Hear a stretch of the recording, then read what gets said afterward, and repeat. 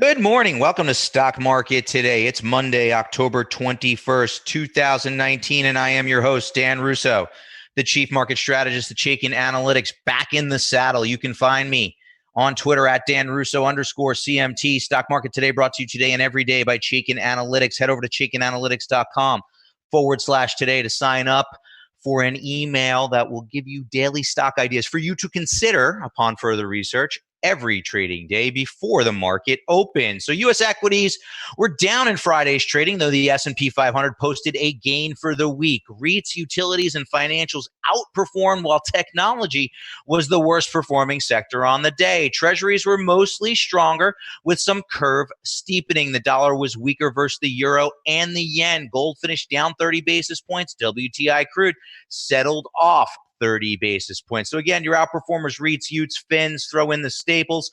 Underperformers, tech, comm services, industrials, and energy. Now, as we get to the desk this morning to start the week, futures are up 30 basis points on a Monday morning. Treasuries are weaker after that bullish move last week. The dollar is firmer versus both the yen and the euro. Sterling not doing much amid the latest Brexit headline volatility. Gold is stronger ever so slightly, and WTI crude is trading down by 40 basis points to get a new week going. And here's the S&P 500. I'm calling it knocking on the door at the resistance level. 3,000 has been this key line in the sand, right? We've tried to punch through it a couple of times over the past few months, but haven't been able to do so in a sustainable way. And again, last week, a couple of shots on goal at the 3,000 mark, but the goalie is standing firm for the time being. Key support is at the 200-day moving average near 28.65, the upward sloping 200-day moving average, that is. And then the August lows near 28.20 is really the line in the sand where I say if that's broken in a confirmed manner, the structure of the market has likely changed. For now, the RSI is holding in bullish ranges above the 50 mark, but Chaikin money flow does remain on a bearish reading and is actually starting to dip down a little bit further into that bearish reading. So something we're going to watch closely here as earnings season continues. Going to start to hear from some bellwether names in the technology space this week. So continue to watch here. Right now, the market's still in a consolidation, knocking on the door of a breakout, but so far unable to push through. Continue to watch these key levels closely. Now, our market in a minute. What are we writing about in the note today to Chaikin Analytics clients? Well, S&P 500 trading near the highs of the recent consolidation range. Financials beginning to show signs of relative strength. You heard me talk about them a few times last week. Bank earnings starting to push the fins into a little bit of a relative outperformer. We'll take a look at that. And that's happening just as the 10-year yield may be beginning to build a base above support at the 1.5% level. Dollar weakness could be a tailwind for commodities. Dollar trend really came under pressure last week. We'll take a look at that. And as I said earlier, futures do point to a higher open today. Power bars for the major indices, taking a look at those here now. On Friday, the Dow was down nearly 1%. Underperformance, largely a function of weakness in Boeing. Remember, the Dow is a price-weighted index.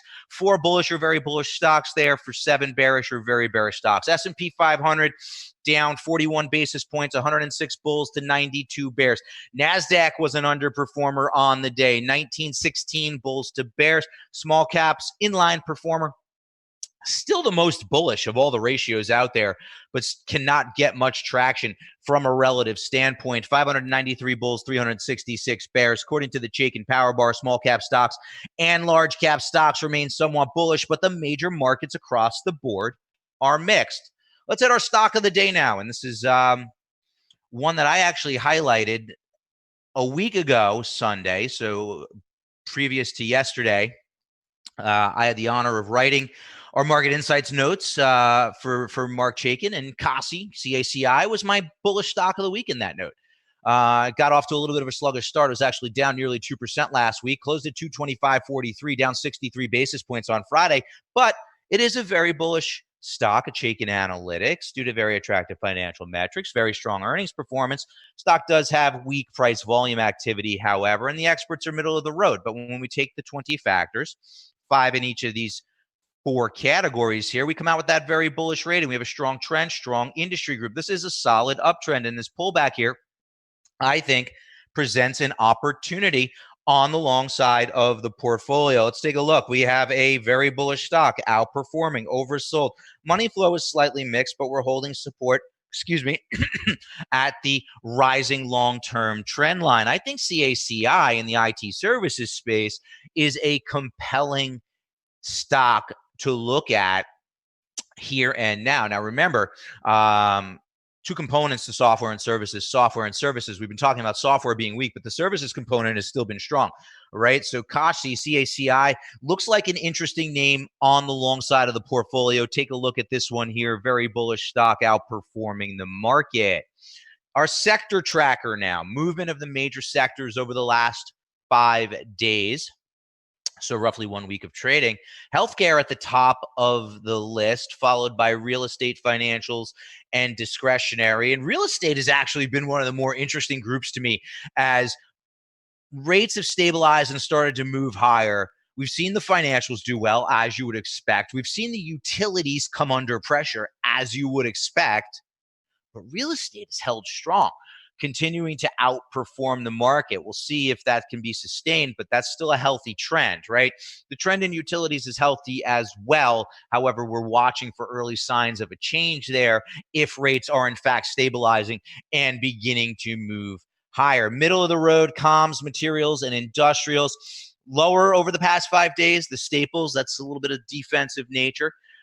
Utes, we said tech and energy just resuming its spot at the bottom of the list. And the trend there remains horrible from both a technical perspective as well as the fundamentals if we look at them within Chaikin Analytics for the energy complex. And that's interesting because we have a weaker dollar, which we're going to look at later in the show, which should provide a tailwind to commodities.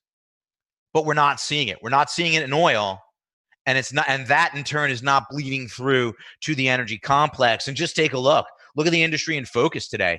The oil and gas equipment services group has underperformed the S&P 500 by over 39% over the past 6 months. And the power bar ratio, which measures future potential, is very weak.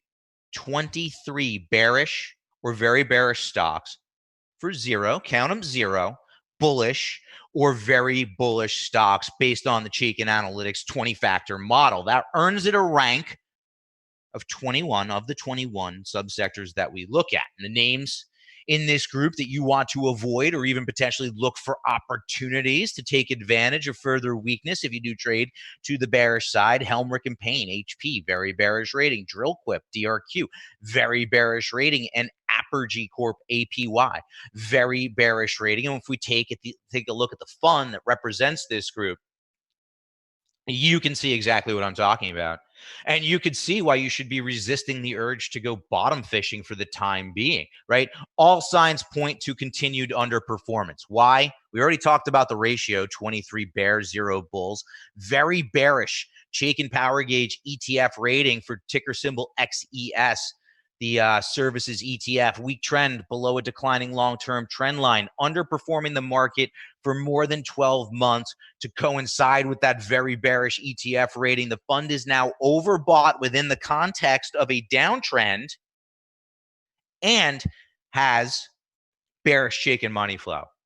Still an area of the market that we think should be avoided or even look to be exploited with trades to the downside. Look at the options market. Look and see how the puts or put spreads are lining up within that space.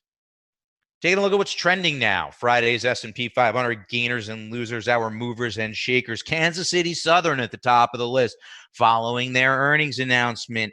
ISRG, Intuitive Surgical, up nearly 7% following their report. STT, one of those financial stocks that we're going to look at a little bit later.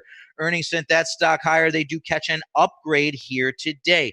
E-Trade, right? A lot of drama around the online brokers in and around zero fee trading, right? $0 commissions. E-Trade put up earnings that were better than the street had expected, up 4.6% on the day. PBCT also up over 4% following their earnings announcement. Loser side of the board, L Brands, Downgrades, couple of downgrades, right?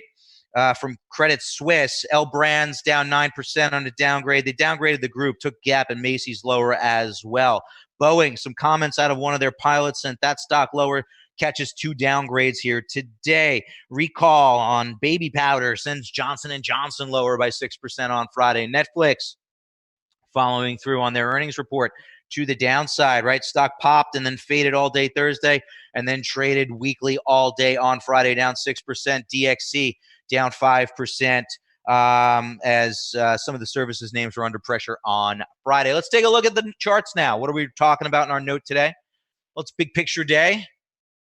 And one of the big picture themes that we look at on Mondays is interest rates, and we'll take a look at that chart next. However, what we're looking at here is the impact that stabilizing interest rates could be having on the financials, right? Because we are seeing some relative strength improvement. XLF, the Financial Select Sector SPDR fund, right, pretty much has gone nowhere for the past year. Slight upside bias as the fund is trading above a 50-day moving average and a 200-day moving average, right? But still very much in a consolidation similar to the S&P 500. And now, the financials have traded well on an absolute basis from the December 2018 lows, right?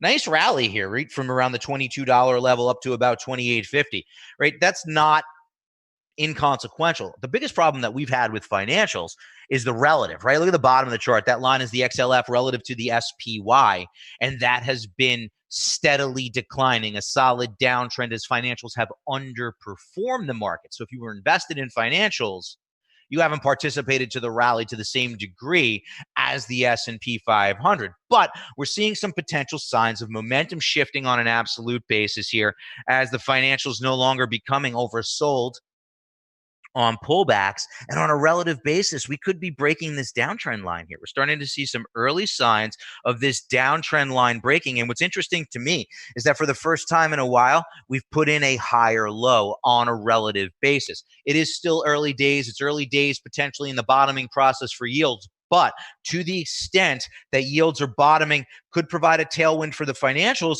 as the banks are putting up earnings reports that are receiving positive responses from investors, right?